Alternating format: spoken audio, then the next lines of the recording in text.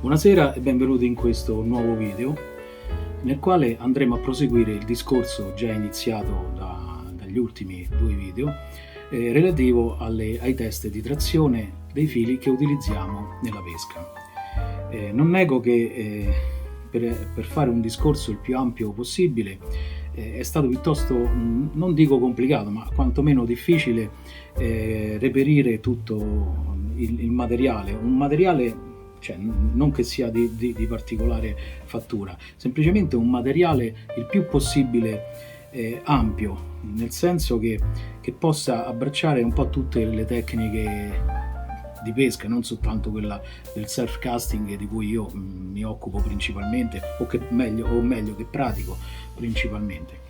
A questo proposito devo ringraziare il grande amico Riccardo Angelini della ASD Lo Sbasso Stella Marina di Ostia, una società sportiva di cui è presidente, con il quale appunto parlando su questo argomento mi ha consigliato dei monofili da testare, monofili che egli stesso, pur praticando altre tecniche di pesca, sia lui e chiaramente la società di cui è presidente, sono monofili che utilizzano sistematicamente nelle loro tecniche, però giustamente sarebbe opportuno conoscere anche le caratteristiche vere, reali di questi monofili, cioè questo non per mettere in dubbio quanto dichiarato dalle case costruttrici, assolutamente, però certo togliersi qualche dubbio, fare delle verifiche che possano confermare o nel peggior dei casi addirittura smentire quanto dichiarato, è sempre, insomma, a livello conoscitivo è sempre una cosa piuttosto importante. Ribadisco, questi sono fili che partono, diciamo, da uno 0,12, 0,13, quindi fili che nel surf casting sono un po' poco utilizzati, fili per lenza madre, fili per terminali. Quindi vorrei iniziare appunto questo discorso dei test veri e propri, dopo tutte quelle elucubrazioni, tra virgolette, relative alla teoria sull'argomento, che possiamo trovare in questo video qua, che è il precedente. Quindi passiamo adesso alle prove strettamente pratiche. Ecco, appunto, come stavo dicendo, andremo a utilizzare questi fili di buona marca e che mi sono stati appunto consigliati dall'amico Riccardo, della Maver, della Colmich, Daiwa. Questo è di un altro amico che pratica essenzialmente lo spinning. Altri fili sempre della Maver, Colmich ed altri ancora. Andremo a vedere, nei diametri sono diametri piuttosto esigui, però è giusto iniziare dal basso per poi andare sui diametri più importanti che noi solitamente utilizziamo nel surf casting. Ci avvarremo appunto dello strumento che ho presentato nel video precedente, che è questo micrometro millesimale digitale, ecco qui, che già ho fatto vedere, e dell'immancabile oramai tester per monofili e nodi. In questo caso lo utilizzeremo semplicemente per testare la resistenza alla trazione dei monofili. Tutte le caratteristiche le abbiamo già elencate nei precedenti video, per cui non ci resta che passare alle prove pratiche. Iniziamo questi test, oggetto del video di oggi, con questo filo della Maver Smart per lenza madre, che è nel diametro 0,137, accreditato di un carico di rottura di 1,40 kg, ed in questo caso viene introdotto anche, che è una novità rispetto a quanto già abbiamo visto, il fish test. Praticamente dichiarano questo brand dichiara che è possibile utilizzarlo per pesci fino a 3 kg, diciamo un valore un po' empirico. Non metto in dubbio le loro motivazioni, però mi sembra un valore molto empirico, cioè non so su quali basi vengono dichiarati questi valori, però ammetto che mi informerò meglio su questi parametri. Comunque dobbiamo fare riferimento 0,137, 1,40 kg dichiarati di resistenza alla trazione. Prima di tutto passiamo a vedere il diametro, se corrisponde a quanto dichiarato. Come già preannunciato, utilizzeremo questo micrometro digitale, ecco qua, lo azzeriamo. Per correttezza voglio introdurre un altro aspetto tecnico, che è questo. Il micrometro ha questa ruota graduata, in cui possiamo anche leggere il valore, oltre al display possiamo leggere il valore anche su questa ruota graduata, e poi c'è anche questo pomello. A che cosa serve? Per non falsare il test, oppure per avere sempre un risultato più o meno costante nella misurazione, questo è un pomello frizionato. In pratica noi, anche stringendo, come possiamo vedere, non va oltre, mentre se noi andiamo a stringere qui, vediamo che stringiamo e il valore va in negativo.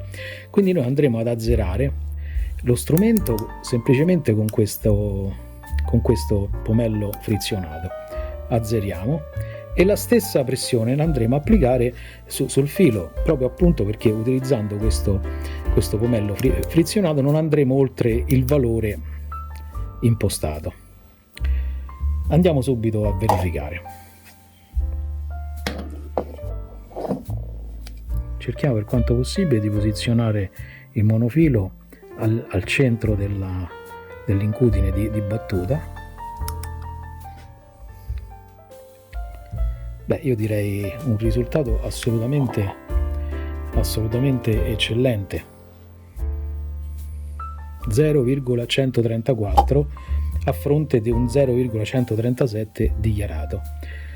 Andiamo a effettuare il test in un altro punto. Quindi già questo valore depone estremamente a favore della serietà di questa ditta. Ecco qua, 0,130.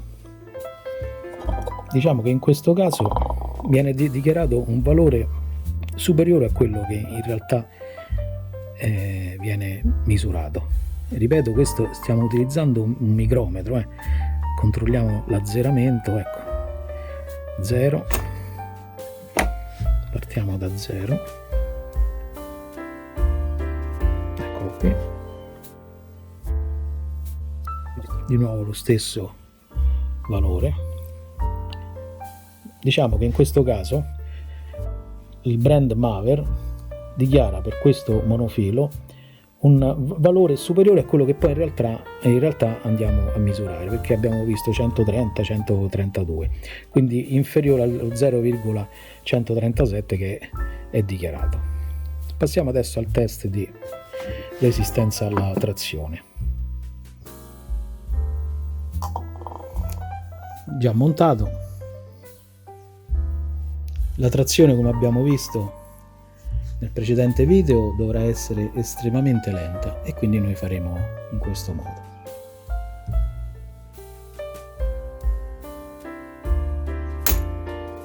E 75 kg.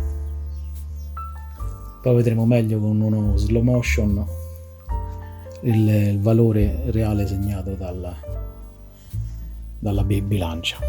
Rivediamo il test con un altro spezzone per correttezza proprio di sperimentazione. Passiamo al test numero 2, sempre di questo monofilo. Iniziamo la trazione.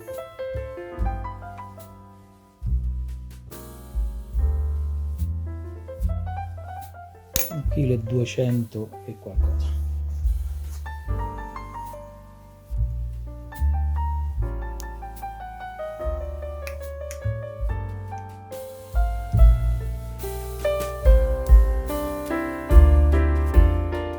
Passiamo adesso ad un altro monofilo, sempre della Maver, Smart Lenza Madre 2.0, diametro 0,158, accreditato di una resistenza alla trazione di 1,90 kg e con l'indicazione di poter salpare un pesce, di poter vincere la resistenza di un pesce di 4 kg.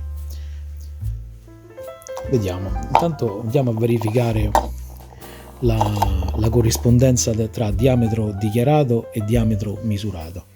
Il filo è già montato, eccolo, si vede, non so quanto si possa vedere, è già montato sul dispositivo di misurazione. Andiamo, ecco qua, azzeriamo lo strumento, eccolo, è a 0 e andiamo a misurare.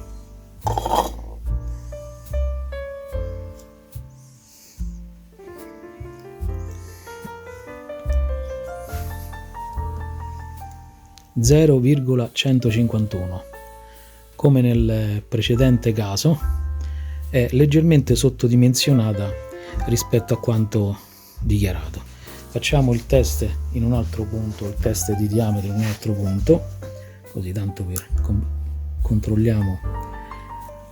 controlliamo l'azzeramento dello strumento.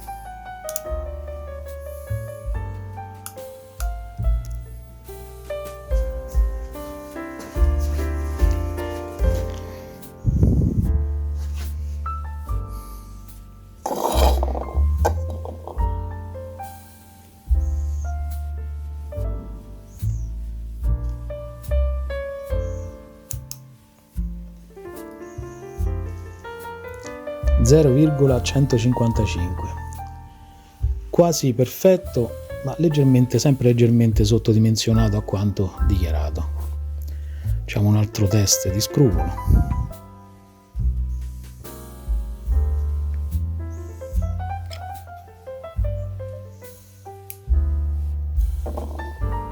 (0,156). Beh, io direi che un paio di millesimi ci possono stare, quindi una variazione percentuale veramente minima, e questo fa assolutamente onore a questo brand. Prova di trazione numero 1. Iniziamo la trazione. Prova.